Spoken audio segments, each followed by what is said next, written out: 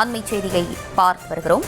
தென்காசி மாவட்டம் ஆலங்குளத்தில் சீருடையில் இருந்த காவலருக்கு அரிவாள் வெட்டு தொடர்பாக எஸ்பி விளக்கமளித்திருக்கிறார். அது தொடர்பான அண்மை செய்தியை பார்த்து வருகிறோம். கூடுதல் விவரங்களோடு இணைகிறார் நம்முடைய செய்தியாளர் மாரிமுத்து. மாரிமுத்து, வணக்கம். விரிவான விவரங்கள். அதாவது தென்காசி மாவட்டம் ஆலங்குளம் அருகே குடும்ப பிரச்சனையை விசாரிக்க சென்ற தலைமை காவலருக்கு அரிவாள் வெட்டு விழுந்த சம்பவம் பரபரப்பை ஏற்படுத்தியது.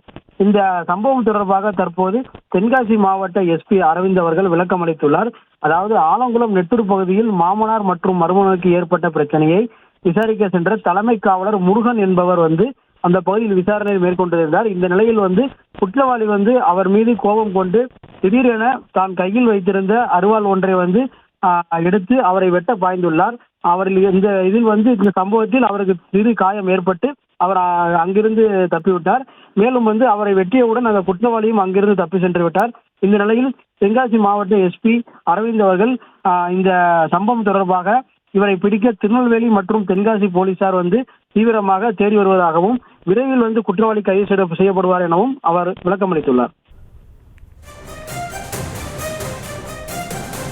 விவரங்களை வழங்கியமைக்கு நன்றி மாரிமுத்து.